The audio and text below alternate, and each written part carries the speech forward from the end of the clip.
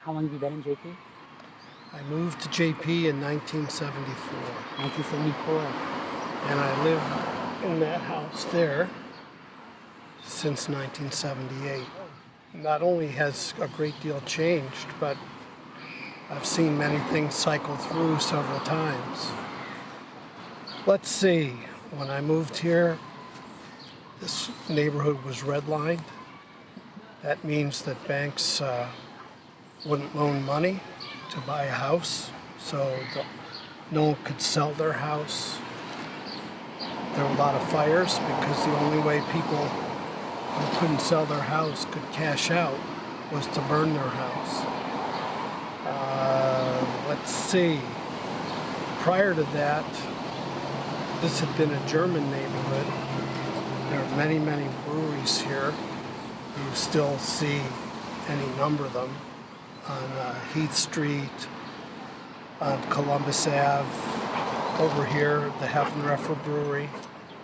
The Germans cleared out though, probably in the 60s and maybe the early 70s. I think they were pretty much gone when I came here. There was still a German club that is now Spontaneous Celebrations. So I didn't really know, I just knew a remnant of the German population. So a lot of hippie-ish people were moving in the early 70s. We thought it was paradise. You know, housing was very, very cheap because no one could buy it. There were burnouts. You couldn't get insurance.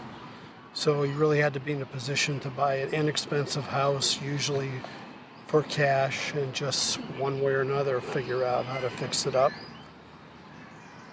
But that changed in successive waves of redevelopment and construction.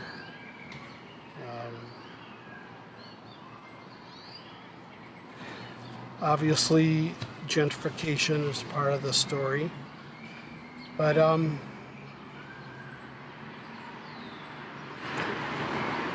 people need somewhere to live, and unfortunately, if the state isn't going to step in and make sure, and the private market can, then that's what will happen. It's also what I do for a living. I build in Jamaica Plain. I built a lot of stuff, 50-odd dwelling units. And there's some great houses that I've worked on, and there's some very nice commercial and new projects that I've built, and that's been good. All of our kids grew up in this house. 2 of them still live in town. One of them is in Memphis.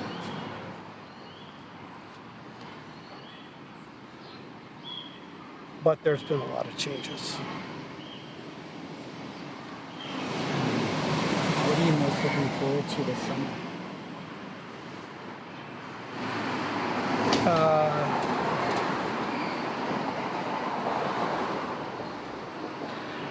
Well, I have 2 mini vacations that I think will be very nice. One is a short week in Colorado at the Telluride Bluegrass Festival.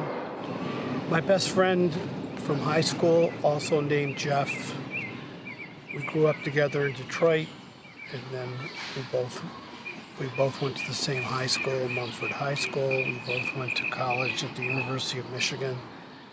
And pretty much almost every year since then, we found a way to spend a week together. Whether it was camping or hiking or canoeing or a lot of mountain biking. And now lately the Telluride Bluegrass Festival. We essentially follow his passions. He likes to plan and organize, and that's good. I'm happy to go and do. That's one. And the other is we have some good friends from college And one of them did grow up in Michigan.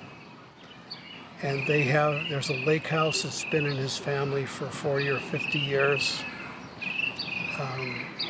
in Boyne City on a lake called Loon Lake. And it's paradise too. It's right off Lake Michigan. The Sleeping Bear Dunes are there. Very beautiful. But we haven't been there in a few years, and everyone in the family is quite a bit older. The patriarch died a few years ago. All of us who are like peripheral visitors are waiting for the siblings to decide that they just can't carry this thing anymore. So I just found out a few hours ago that there's a slot for us to go there with our friends in about a month, the middle of July. So I'm looking forward to that. Thank you so much. You're I welcome. appreciate it.